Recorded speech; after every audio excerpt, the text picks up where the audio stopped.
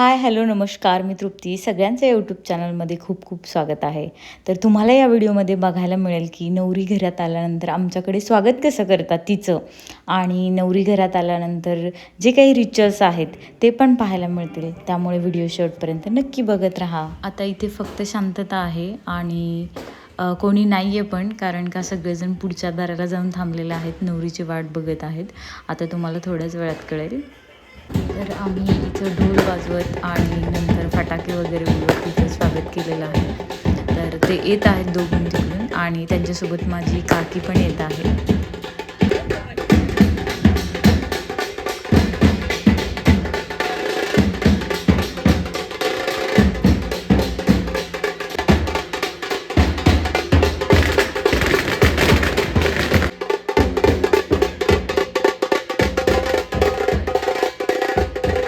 या आमच्या शेजारच्या काकू आहेत, त्यांना साखर दिलेली आहे. आमच्याकडे असं आहे की नवरा नवरी आले की त्यांना गोड द्यायचं किंवा काहीतरी दूध वगैरे असं देतात.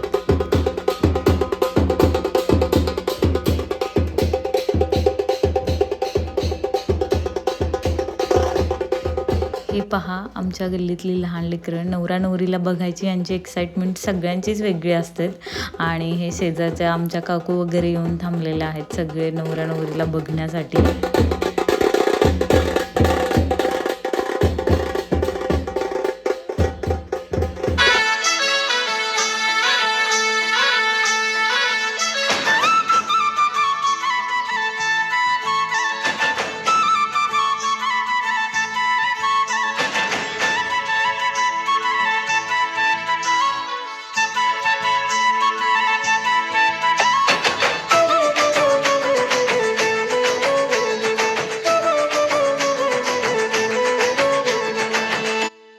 सायंकाळची वेळ झाली होती, त्यामुळे तुळशीजवळचा दिवा पण प्रगतीनेच लावला. त्यानंतर माझ्या मोठ्या ताईने त्यांचं छानसं औक्षण केलं, प्रगतीचं आणि स्वप्नीलचं. त्यानंतर माझ्या स्नेहल दिदीने पण औक्षण केलं. मग बघूयात आता आपण की प्रगती कसं नाव घेते ते.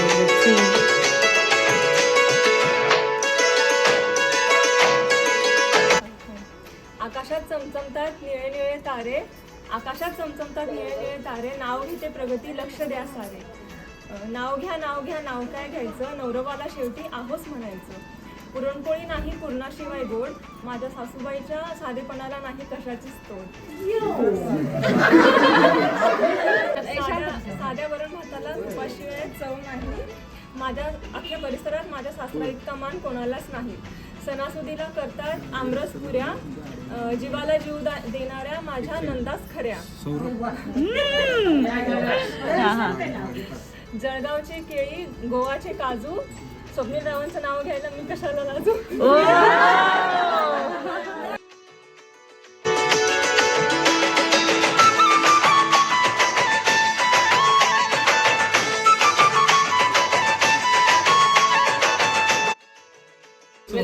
हा, घेतलं सोड. तिसरीच्या नाही का देणार. प्रगतीने काढली माझ्या नावाची हिंदी.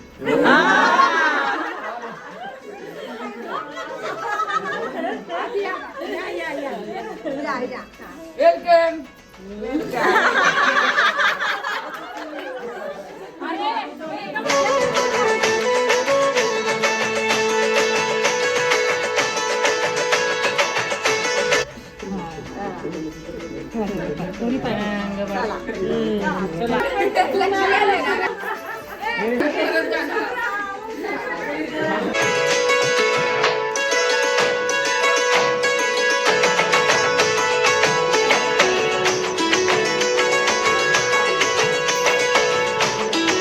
या दोघांनी मिळून देवाला नमस्कार केला. त्यानंतर जे देवकची पूजा मांडलेली होती लग्नाच्या आधी, त्यांची पण पूजा केली जाते. आणि त्यानंतर आमच्याकडे नारळाची देवी बनवली जाते, तिला साडी वगैरे नेसवतात, हे असं काही. आणि ह्या देवीची पण पूजा केली जाते.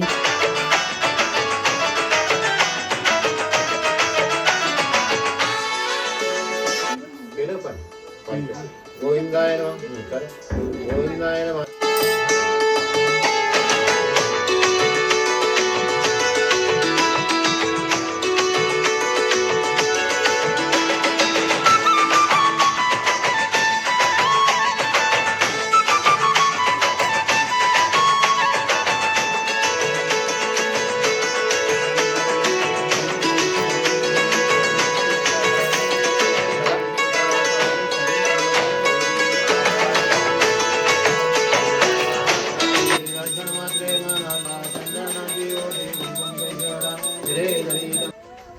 माहेरी साठवते मायेचे मोती, माहेरी साठवते मायेचे मोती, स्वप्नील रावांचं नाव घेते, जोडते नवी गाठी.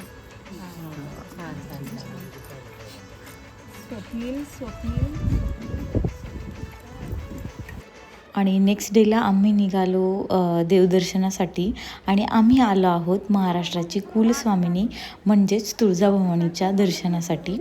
आणि इथे काहीच गर्दी नाही आहे. आम्हाला असं वाटलं की सॅटर्डे आहे तर खूप गर्दी असेल, पण जेवढं काही एक्सपेक्ट होतं त्याच्यापेक्षा खूप गर्दी कमी आहे.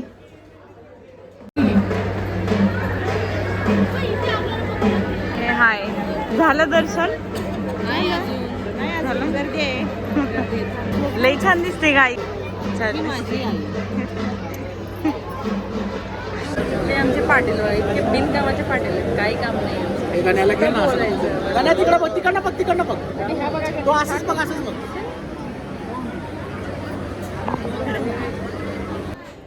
इथे आल्यानंतर मुखदर्शन रांग, धर्मदर्शन रांग आणि VIP अशी व्यवस्था आहे. तर आम्ही धर्मदर्शन रांगेतून दर्शन घेतलं आणि नवीन दाम्पत्यांना आणि माझ्या बहिणीकडे छोटं बेबी होतं, त्यामुळे त्यांना VIP मधून दर्शन घ्यायला सांगितलं. आणि त्यांच्या आधी आमचं दर्शन झालं धर्मदर्शन रांगेतून, कारण मुखदर्शन रांगेपेक्षा धर्मदर्शन रांगेमध्ये गर्दी खूप कमी होती. आणि VIP दर्शनचं अजून ते आलेले नाही आहेत, ते अजून तिथेच आहेत. आमचं दर्शन पण फक्त अर्ध्या तासात झालं. आणि आता आम्ही इथे जे काही बाहेर मंदिर आहेत त्यांचं दर्शन पण घेतलेलं आहे. त्यानंतर हे पहा, आमचं दर्शन झालं आणि हे अजून रांगेतच आहे, त्यांचं अजून दर्शन झालेलं नाही आहे. आणि त्यांचं पण दर्शन झाल्यानंतर आम्ही सगळ्यांनी मिळून जी काही परडी असते ती परडी भरली. आणि याला फार महत्त्व आहे परडी भरण्याला इथल्या मंदिरमध्ये. तर सगळ्यांनी एक एक करून परडी भरली. त्यानंतर आम्ही निघालो मार्डीच्या यमाई देवीकडे आणि इथे पण दर्शन खूप छान झालं, कारण काही गर्दी नव्हती, संध्याकाळची वेळ होती त्यामुळे. आणि तिथले जे काही ब्राह्मण होते ते पण आमचे रिलेटिव्ह होते, त्यामुळे दर्शन पण इथलं खूप छान झालं. आणि इथे पण आम्ही परडी भरली. आणि प्रत्येक मंदिरमध्ये परडी भरण्याला एक खूप महत्त्व आहे, त्याच्यामध्ये पारंपरिक कहाणी लपलेली आहे. आणि इथे पण मीठ मिरची पीठ असं वाहिलेलं आहे परडीमध्ये.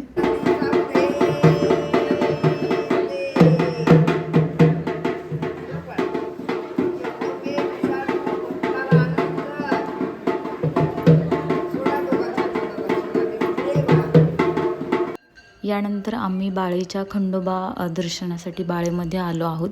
आणि आता स्वप्नील सगळ्या पायऱ्या चढत वहिनीला वर घेऊन येईल दर्शनासाठी.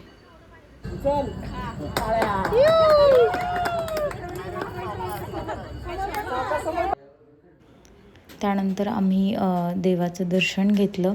आणि इथे माझी मावशीच इथली पाटील आहे, त्यामुळे अजून खूप खास दर्शन झालं इथलं.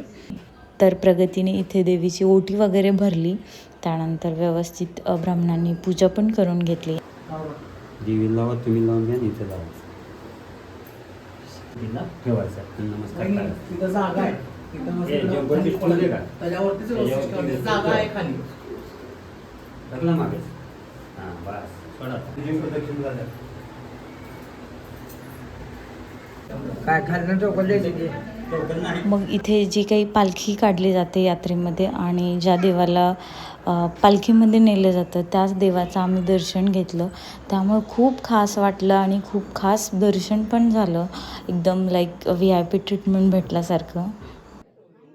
त्यानंतर एक दिवस आराम केला रविवारी आणि लगेचच मग सोमवारची आम्ही गुगळाची पूजा केली. तर आमच्याकडे गुगळाची पूजा असते आणि या गुगळामध्ये मेन म्हणजे आई आणि नवरा मुलगा पूजा करतात. तर इथे 2 मडकी घेऊन त्यांची पूजा वगैरे केली जाते. तर ही पूजा आता चालू आहे.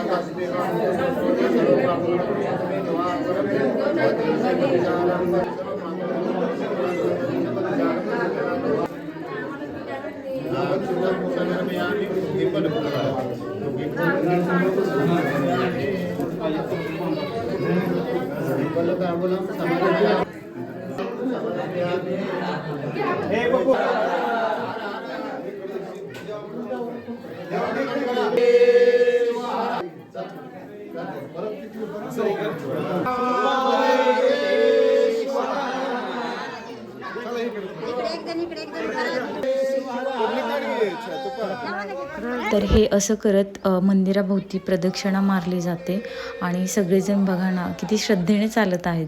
म्हणजे दुपारचं कडक ऊन आहे, 12:15 वाजलेले आहेत आणि सगळेजण एकदम भावभक्तीने श्रद्धेने चालत आहेत. तर हीच आपल्या परंपरेची ओळख आहे. त्यानंतर या 2 मडक्याच्या कडेने एक प्रदक्षिणा मारली जाते. तर अशा 5 प्रदक्षिणा मारल्या जातात आणि त्यांना दक्षिणा वाहून नंतर हे नदीमध्ये अर्पण केलं जातं.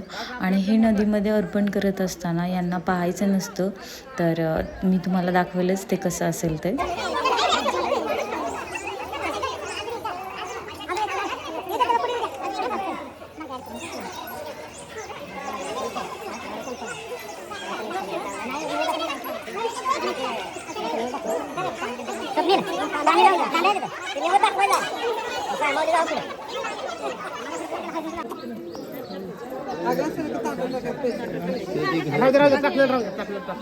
तुझं इथं ठेव भैया तू तिथे कापड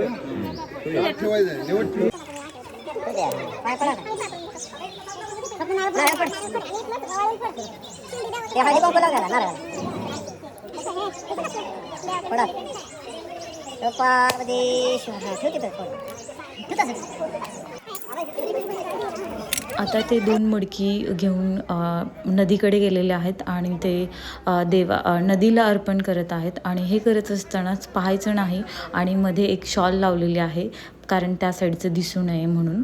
आणि त्यानंतर ही शाल अशी वरती डोक्यावरती घेऊन मंदिराच्या गाभाऱ्यामध्ये जातात आणि आतमध्ये गेल्यानंतर मी तुम्हाला दाखवेलच की काय केलं जातं आणि काय नाही ते. तर ही ज्वारी पहिल्यांदा देवाला अर्पण केली जाते. तर ही ज्वारी जाते पूजनाच्या वेळी जी काही काढलेली होती तर ती हीच ज्वारी आहे. आणि ही ज्वारी सगळ्यांना 2 वेळा पदरामध्ये दिली जाते. आणि नंतर आपण ज्वारी वगैरे दळताना आपण त्यामध्ये ॲड करू शकतो आणि तेच पुन्हा जेवणामध्ये येईल. तर अशी पारंपरिक कथा आहे यामागची. मग नंतर आमचं महिला मंडळाचं फोटो सेशन वगैरे झालं मस्तपैकी. ह्या माझ्या बहिणी आणि माझी चुलत काकी आहे. आणि सगळ्यात शेवटी म्हणजे सगळं व्यवस्थित पार पडल्यानंतर मेन कार्यक्रम केला म्हणजे पोटपूजेचा. धन्यवाद आणि प्लीज या चॅनलला सबस्क्राईब करायला विसरू नका.